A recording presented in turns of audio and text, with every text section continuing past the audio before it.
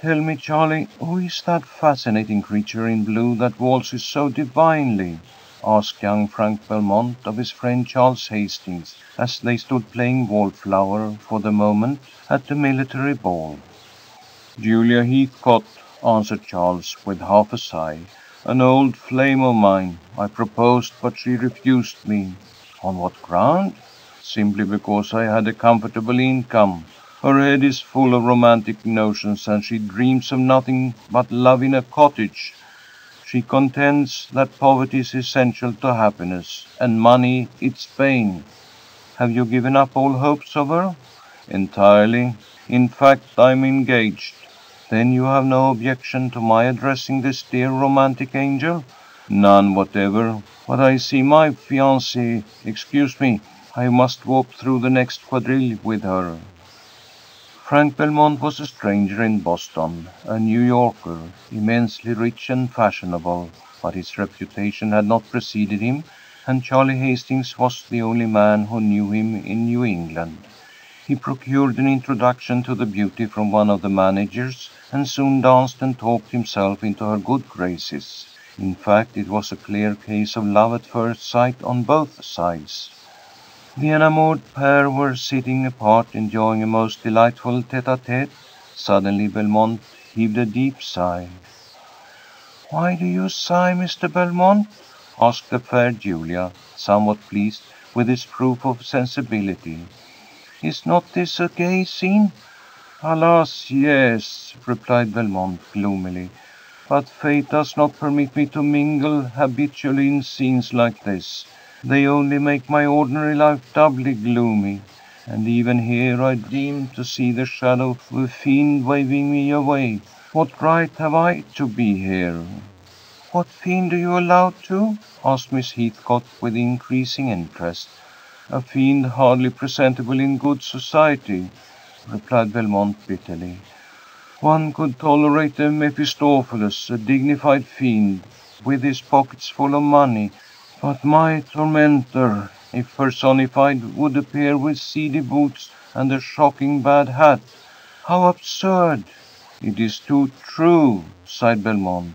"And the name of this fiend is Poverty." "Are you poor?"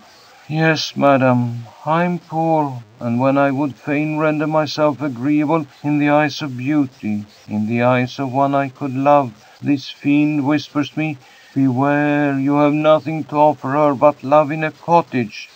"Mr. Belmont," said Julia, with sparkling eyes and a voice of unusual animation, "although there are sordid souls in this world who only judge of the merits of an individual by his pecuniary possessions, I am not one of that number.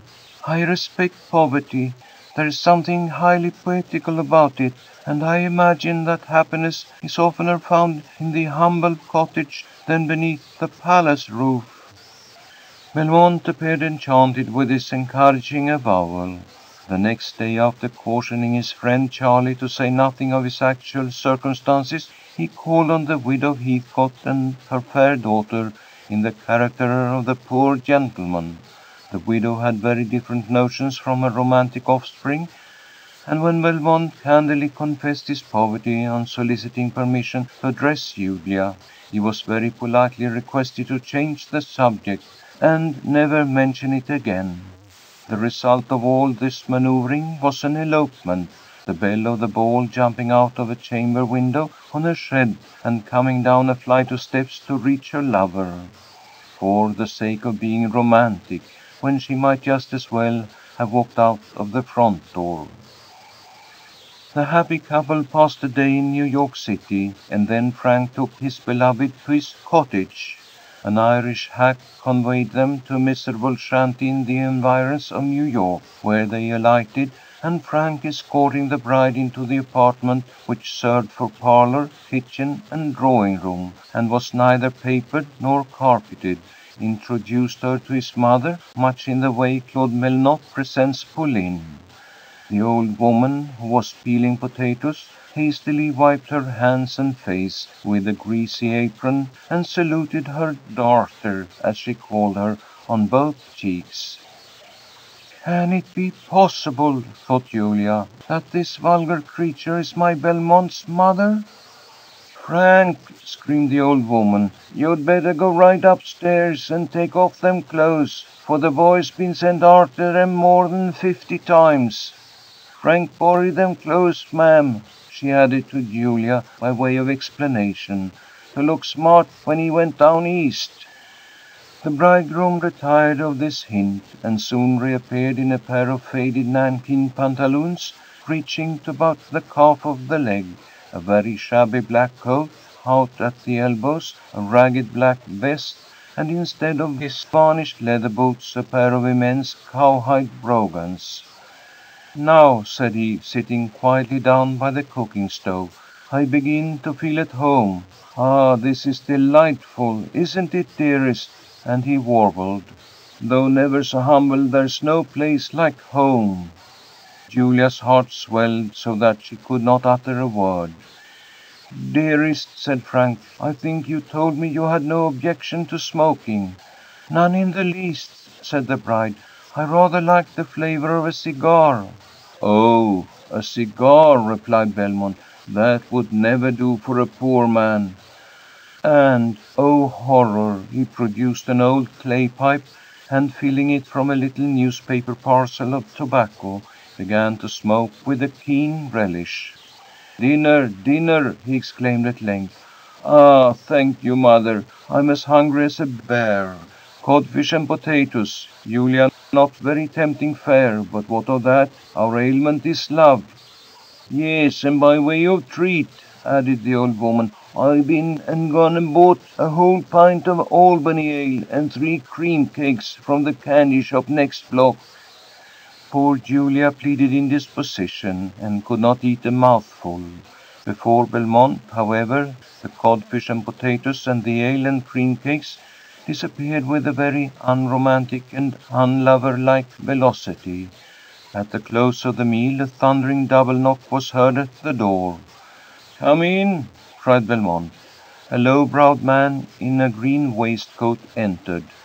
"Now, Mr. Belmont," he exclaimed in a strong Hibernian accent, "are ye ready to go to work? By the powers, if I don't see ye sail tomorrow on the shopboard, I'll discharge ye without a character, and ye shall starve on the top of that." "Tomorrow morning, Mr. Maloney," replied Belmont meekly. "I'll be at my post." "And it'll be mighty healthy for you to do that same," replied the man as he retired. "Belmont, speak, tell me," gasped Julia. "Who is that man, that loafer?" "He's my employer," answered Belmont, smiling. "And his profession?" "He's a tailor." "And you?" "I'm a journeyman tailor at your service. A laborious and thankless calling it ever was to me. But now, dearest, as I drive the hissing goose across the smoking seam, I shall think of my own angel and my dear cottage and be happy." That night Julia retired weeping to her room in the attic. "That 'ere counterpane darter," said the old woman. "I worked with these here old hands. Ain't it putty? I hope you'll sleep well here. There's a broken pane of glass, but I've put one of Frank's old hats in it, and I don't think you'll feel the draught. There used to be a good many rats here, but I don't think they'll trouble you now, for Frank's been a piecing in of 'em." Left alone, Julia threw herself into a chair and burst into a flood of tears. Even Belmont had ceased to be attractive in her eyes. The stern privations that surrounded her banished all thoughts of love. The realities of life had cured her in one day of all her quixotic notions. "Well, Julia, how do you like poverty and love in a cottage?" asked Belmont, entering in his bridal dress. "Not so well, sir, as you seem to like that borrowed suit," answered the bride, reddening with vexation. "Very well, you shall suffer it no longer. My carriage awaits your orders at the door." "Your carriage, indeed!" "Yes, dearest, it waits but for you to bear us to Belmont Hall, my lovely villa on the Hudson." "And your mother?" "I have no mother, alas! The old woman downstairs is an old servant of the family." "Then you've been deceiving me, Frank. How wicked!" "It was all done with good motive. You were not born to endure a life of privation, but to shine the ornament of an elegant and refined circle. I hope you will not love me the less when you learn that I am worth nearly 500,000. That's the melancholy fact, and I can't help it." "Oh, Frank!" cried the beautiful girl, and hid her face in his bosom. She presided with grace at the elegant festivities of Belmont Hall, and seemed to support her husband's wealth and luxurious style of living with the greatest fortitude and resignation, never complaining of her comforts, nor murmuring a wish for living in a cottage. End of Love in a Cottage by Frances A. Durivage, read by Lars Rolander.